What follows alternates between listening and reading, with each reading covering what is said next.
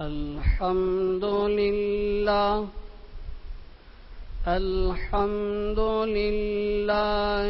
وكفى وسلام على عباده الذين اصطفى أما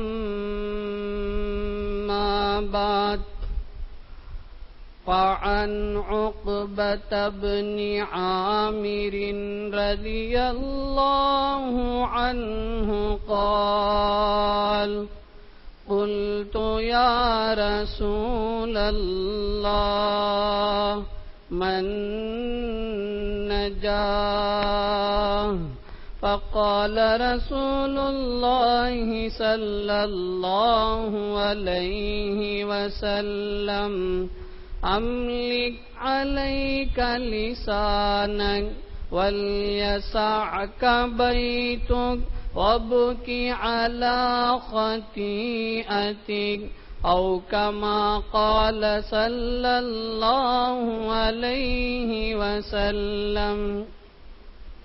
قابل قدر معزز سامعین، السلام علیکم ورحمۃ اللہ وبرکاتہ. اس وقت آپ کی خدمت میں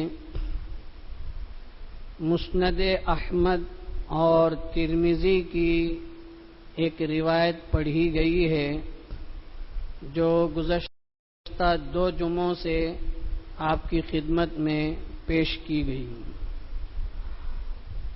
اس حدیث کے راوی حضرت عقبہ ابن عامر رضی اللہ عنہ ہیں.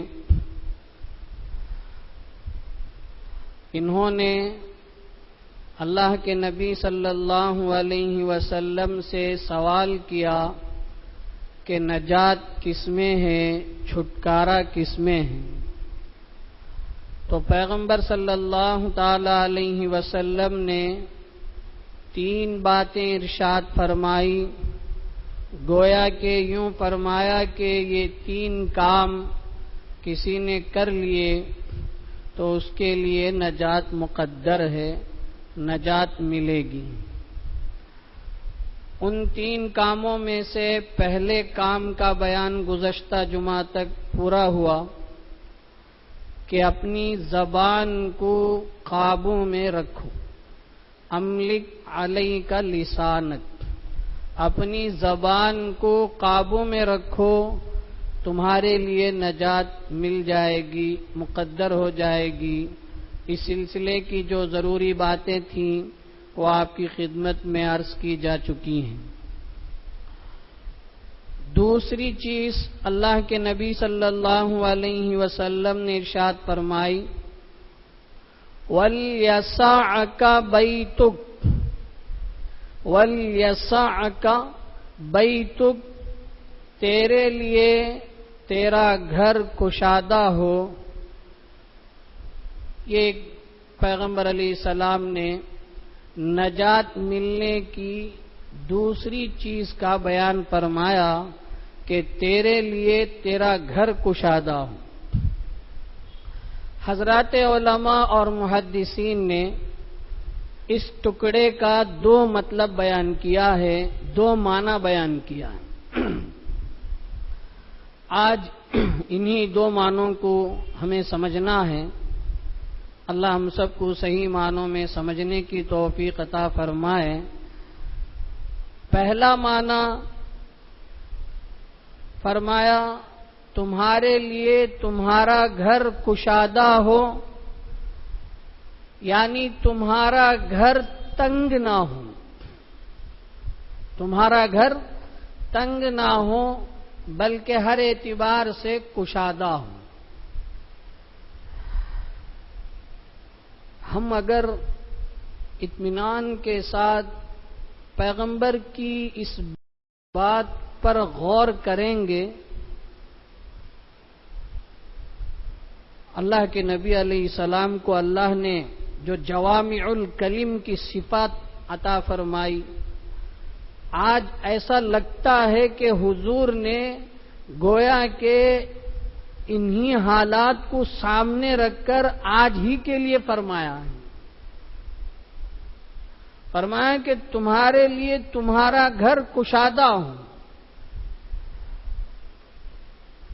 ہم آج سے 30, 40, 50 سال پیچھے جائیں تو دیکھ لیجئے ہمارے معاشرے کے اندر، ہمارے علاقے میں خاص طور پر، ویسے سب جگہ عام طور پر گھر کیسے ہوتے تھے.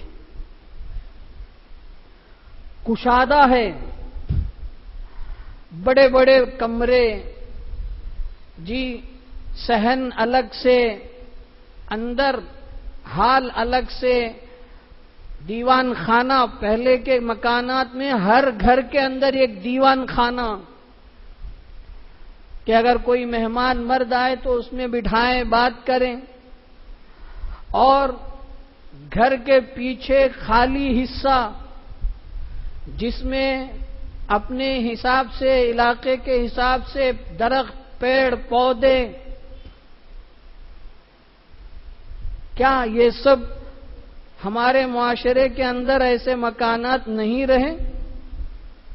جو بڑی عمر کے لوگ ہیں ان کو تو ان کا علم ہوگا کہ انہوں نے دیکھا ہوگا کہ کس طریقے سے پہلے مکانات کشادہ تھے.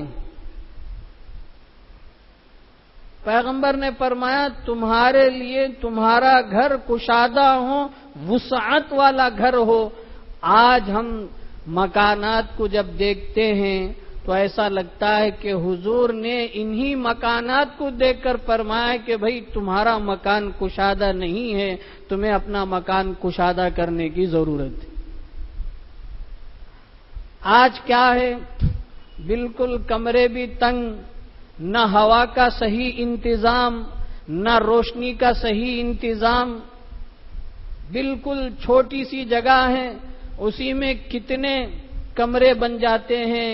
جی دیوان خانہ کا تو کوئی ذکر اور تذکرہ نہیں.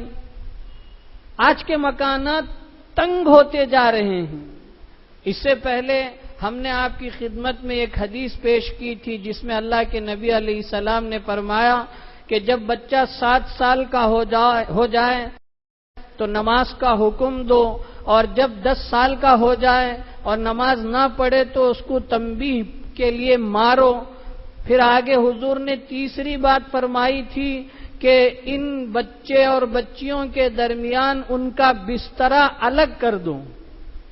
یہ بات بھی تفصیل کے ساتھ آپ کی خدمت میں عرض کی گئی تھی کہ جب 10 سال کے بچے بچیاں ہو جائیں، سگی بہنیں اور بھائیوں کے بستروں کو الگ الگ ڈالیں.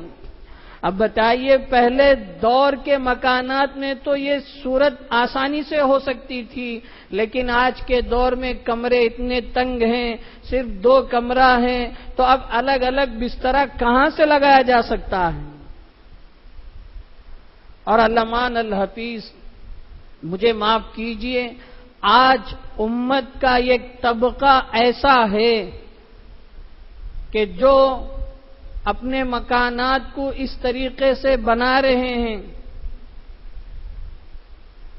عالیشان، مزین، نمائش کے طور پر، اور پھر اس کا کرایہ کا جب نام آتا ہے تو اتنا انویسٹ کیا ہے تو اس کے حساب سے 15,000، 20,000، 25,000 یہ ہے کرائے کی حالت.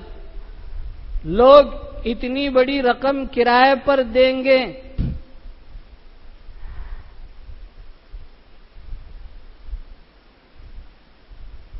آج کی مہنگائی کے دور میں جو مڈل کلاس کے، لو کلاس کے درجے کے مسلمان ہیں، ان کے لیے بڑی بھاری سودا ہو رہا ہے کہ وہ اتنی مہنگی رقم کہاں سے ماہانہ ادا کر پائیں گے. اور ایک مسئلہ یہ بھی سن لیں کہ شریعت میں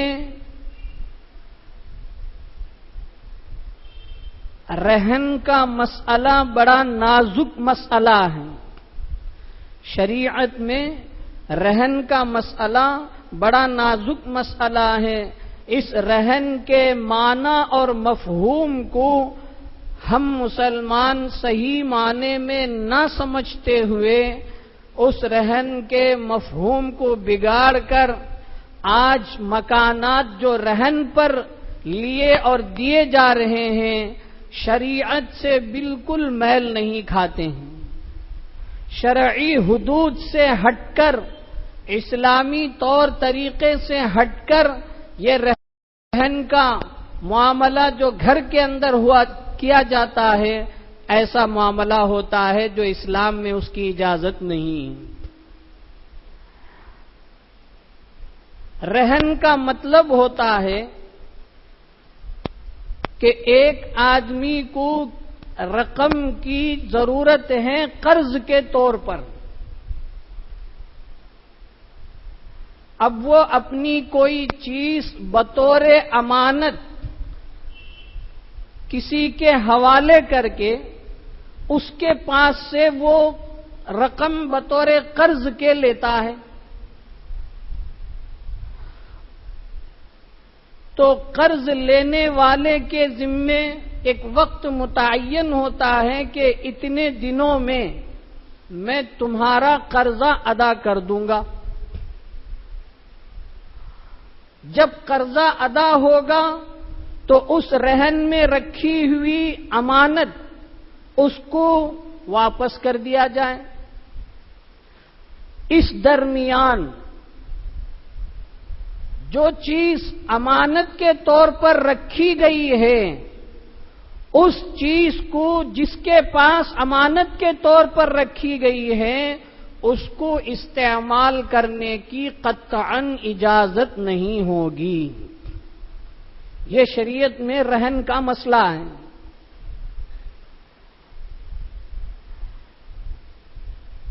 بس یہ قرض ہے اور قرض کے ادائیگی کے لیے ایک بھروسے کے طور پر کوئی چیز امانتاً رکھی جاتی ہے تاکہ اس کو اعتماد ہو، بھروسہ ہو، اور جب قرض ادا ہو جائے تو وہ امانت کی چیز بغیر کسی کم و بیش واپس کرنا ضروری اور لازم ہوتا ہے. لیکن ہمارے معاشرے کے اندر صورتحال کیا ہے؟ گھر کو رہن پر لیا جاتا ہے، دیا جاتا ہے، تو اب مسئلے کے حساب سے جو آدمی قرض دے رہا ہے اس کو بھی فائدہ اٹھانے کی اجازت نہیں، اور جو آدمی قرض لے رہا ہے اس کو بھی مزید قرض سے بڑھ کر دینے کی اجازت نہیں. اس لیے کہ حدیث پاک میں اللہ کے نبی صلی اللہ تعالی علیہ وسلم نے فرمایا کل قرض جر نفعا فہو ربا. ہر وہ قرض جس میں نفع کھینچ کر آتا ہو ایسا قرض سود ہے، ربا ہے، جس کو اللہ نے احل اللہ البیع وحرم الربا، تجارت کو، خرید و فروخت کو اللہ نے حلال قرار دیا ہے اور سود کو، ربا کو اللہ نے حرام قرار دیا ہے. یہ جو رہن کا مسئلہ ہے، اب اس میں کیا ہوتا ہے؟ مکان اپنا کسی کو ہم نے دے دیا رہن کے طور پر، اب اس میں قرضے کے طور پر اس سے پیسہ بھی لے لیا. اب جس نے قرضہ لیا ہے مسئلہ معلوم کر کے اب 500,000 روپے وہ برائے نام کرائے پر وصول کرتا ہے، تو یہ کرائے کے طور پر حیلہ ہے، بہانہ ہے، اس لیے کہ اتنے بڑے مکان کو کوئی آدمی 500,000 روپے میں کرائے پر کیسے دے سکتا ہے؟ یہ تو ایک دھوکہ اور حیلہ ہے. تو کرائے پر دینے کا جو مسئلہ ہے اس کو صحیح معنوں میں سمجھنے کی ضرورت ہے اور رہن کے مسائل معلوم کر کے اس پر عمل کرنے کی شدید ضرورت ہے. آج ہماری زندگیوں میں اللہ کی نہ رحمت ہو رہی ہے، نہ برکت ہو رہی ہے، نہ اللہ کی مدد شامل حال ہے. کیسے ہو سکتی ہے جب ہم ایک غلط طریقے پر ایک مکان کی لین دین کا معاملہ کر رہے ہیں، رہن کا معاملہ کر رہے ہیں، غلط طریقے پر آدمی کام کر رہا ہو اور اللہ سے خیر کی، برکت کی امید لگا کر رکھا ہو، اللہ کے نبی علیہ السلام نے فرمایا کہ ایک شخص بڑے لمبے سفر سے آ رہا ہے، اس کے بال پراگندہ ہیں، اس کا لباس غبار آلود ہے، اور وہ دونوں ہاتھ آسمان کی طرف پھیلا کر کہہ رہا ہے، یا ربی یا ربی، اے میرے رب میری یہ ضرورت ہے، میرا یہ پریشانی مسئلہ ہے، دعا کر رہا ہے۔ اللہ کے نبی علیہ السلام فرماتے ہیں کہ وہ اس کا کھانا حرام ہے، اس کا لباس حرام ہے، اس کا پینا حرام ہے، اور اس کی پرورش وہ غذی بالحرام، حرام سے اس کی پرورش ہوئی ہو، فَأَنَّا يُسْتَجَابُ لِذَلِكَ، تو اس کی دعا اللہ کیوں کر قبول کریں گے؟ تو اس لیے رہن کے مسئلے پر ہمیں غور کرنے کی ضرورت ہے کہ رہن شریعت کے دائرے میں ہوں۔ اصل میں بڑی بڑی رقم انویسٹ کر کے مکان عالیشان بنا دیتے ہیں، اب وہ انویسٹ جتنا کیا ہے اس کو نکالنے کے چکر میں آج گھر کے مکانات کے کرائے زمین سے لے کر آسمان کو چھونے لگی ہیں۔ ایک طرف یہ مسئلہ ہے، دوسری طرف مسئلہ یہ ہے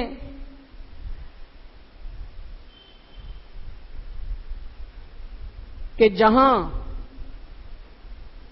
اللہ کا گھر، اس سے متعلق کچھ مکانات، دکانات ہوتے ہیں، مدرسے ہوتے ہیں تو ان کی پراپرٹیوں میں کچھ مکانات، دکانات ہوتے ہیں، یا رفاہی تنظیم ہوتی ہے تو اس کے کچھ مکانات، دکانات ہوتے ہیں جن کی آمدنی، جن کا کرایہ اس کے اخراجات میں تقسیم ہوتے ہیں۔ عام طور پر مساجد کے، مدارس کے اور رفاہی سوشل سروس کی جو تنظیمیں ہیں، جو ٹرسٹ ہیں، ان کے جو مکانات اور دکانات ہوتے ہیں ان پر سالوں سے لوگ قبضہ کیے ہوئے ہوتے ہیں، اور نہ مناسب کرایہ اس کا ادا کیا جاتا ہے اور نہ مناسب اس کا ایڈوانس ادا کیا جاتا ہے، اور اوپر سے سینہ زوری کے نام پر ڈٹ کر مقابلہ کرتے ہیں، اور بعض لوگ یہاں تک کہتے ہیں کہ بھئی یہ تو فلاں وقت بورڈ کا ہے، ہم براہ راست اسی کو کرایہ ادا کریں گے۔ ایسے شہر ہی کی بات نہیں کر رہا ہوں، مختلف علاقوں میں یہ باتیں پیش آ رہی ہیں کہ اللہ کے گھر، مساجد اور مدارس کی پراپرٹیوں ہی پر لوگوں کو اپنی منمانی کرنے کا خیال پیدا ہوتا ہے، اور جب کوئی مسئلہ اس میں پیش کیا جاتا ہے تو گروپ بندی کی شکل میں انتشار کا ماحول پیدا کیا جاتا ہے۔ میں ایک ہی بات آپ کی خدمت میں عرض کر دینا مناسب سمجھتا ہوں، مجھے آپ کو، ساری امت کے ایک ایک فرد کو خدا کے سامنے حاضر ہونا ہے، وہاں اللہ کے سامنے ایک ایک کو ایک ایک کے بارے میں سوال ہوگا، تو ہم تیار رہیں کہ اللہ کے سامنے سوالات کا جوابات دینے کے لیے ہمارے پاس کتنی تیاری ہے۔ ہم دنیا کے اندر اپنی سیاسی طاقت کو لے کر، اپنی کسی اور طاقت کو لے کر دباؤ بنا سکتے ہیں، زور لگا سکتے ہیں، لیکن اللہ نے قرآن مجید میں فرمایا لَيْسَ لَهُ الْيَوْمَ هَاهُنَا حَمِيمٌ، یہاں دنیا کے اندر تمہارے لیے بہت ساری طاقتیں ہوں گی، لیکن یاد رکھو میدان محشر میں کسی کی کوئی طاقت کام نہیں آئے گی۔ الملک یومئذ للہ، وہاں تو اللہ ہی کا چلے گا۔ بہرحال اللہ کے نبی علیہ الصلوۃ والسلام نے فرمایا وَلْيَسَعْكَ بَيْتُكَ، تیرے لیے تیرا گھر کشادہ ہوں۔ تو ایک معنی علماء نے، محدثین نے یہ فرمایا کہ تیرا گھر کشادہ ہوں، رہن سہن کے اعتبار سے ہر اعتبار سے کشادہ ہوں، ہوا کا اچھا انتظام ہو، روشنی کا اچھا انتظام ہو۔ آج ہمارے مکانات اتنے تنگ ہیں کہ بھئی 24 گھنٹہ ہمیں لائٹ جلانے کی نوبت پڑ رہی ہے۔ بغیر لائٹ جلائے کے اندر روشنی نہیں آ رہی، اندھیرا اندھیرا ہے۔ 4-4 5-5 مکانات، 4-4 5-5 والے کمرے کے گھر ملنا گویا کہ سونے کا پہاڑ ملنے کی طرح ہے۔ اب صرف 2 روم حال اسی طرح کے مکانات بن رہے ہیں، اور اس میں بھی صحیح معنوں میں ہوا روشنی کا انتظام نہیں۔ اللہ کے نبی نے 1400 سال پہلے فرمایا کہ نہیں، تمہارے لیے تمہارا گھر کشادہ ہونا چاہیے۔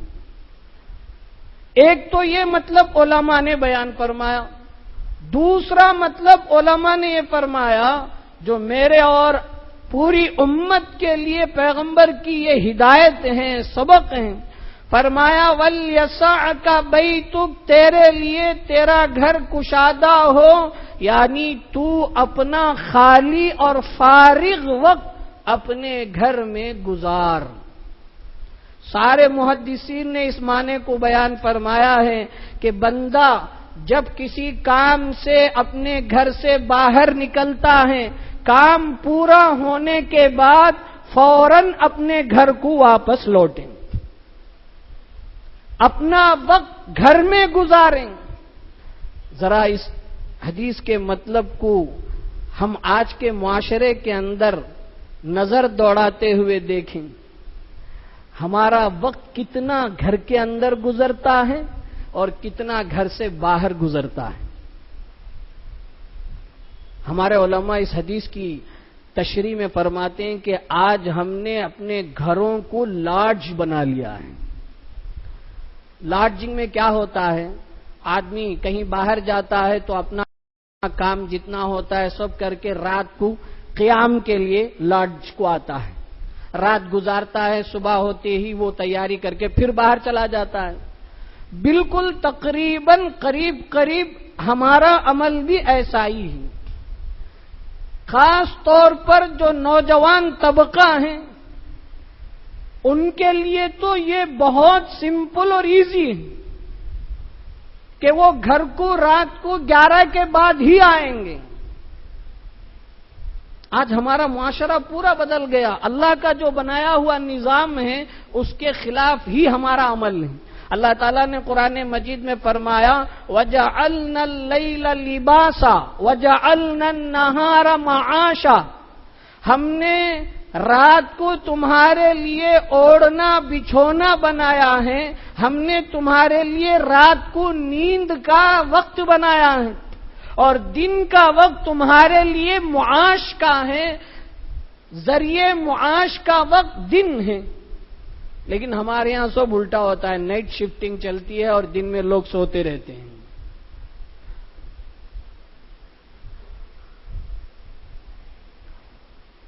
جب سے یہ ٹیکنالوجی کی ہوا چلی ہے، اللہ مان الحفیظ، فائدہ تو کسی کو کم ہوا ہوگا لیکن اس سے نقصان زیادہ سامنے نظر آ رہے ہیں۔ آج گھر کے اندر ماں باپ پریشان ہیں، جتنی قرآن کی حدیث کی باتیں ہیں وہ صرف سوشل میڈیا میں وائرل کرنے کے لیے اور شیئر کرنے کے لیے رہ گئے ہیں، عمل کے لیے کوئی موقع نہیں رہا۔ اس موبائل انٹرنیٹ کی وجہ سے رشتہ داریوں میں دوریاں، ماں باپ کے ساتھ وقت دینے کے لیے آدمی تیار نہیں۔ ایک تو گھر وقت پر نہیں آتا ہے، اور جو گھر آ بھی جاتا ہے تو وہ آنے کے بعد فریش ہونے کے بعد اپنا موبائل فون جو بھی ہے وہ لے کر ایک طرف بیٹھ جاتا ہے۔ یہی حال ہے۔ پیغمبر علیہ السلام نے یہ جو فرمایا کہ تم اپنا وقت گھر کے اندر گزارو، محدثین نے نکتہ لکھا ہے کہ وقت گھر کے اندر گزارنے کا مطلب یہ ہے کہ تم باہر رہو گے تو گناہ کے کرنے کا موقع مل جائے گا، گناہ سے بچنے کے لیے تم اپنے گھر میں رہا کرو، اور گھر میں رہتے ہوئے تم اللہ کی اطاعت و فرما برداری میں کرو۔ علامہ امام نووی رحمت اللہ علیہ نے اس حدیث کے مطلب میں یہ بیان فرمایا کہ تم اللہ کی اطاعت و فرما برداری کے لیے گھر میں رہا کرو۔ گھر میں رہنے کا یہ مطلب نہیں ہے کہ تم موبائل فون لے کر یا کوئی اور چیز لے کر ایک کونا کمرہ میں بیٹھ کر پھر وہی گناہ کا کام کرنے لگو، اس کے لیے گھر میں رہنے کو نہیں کہا جا رہا ہے۔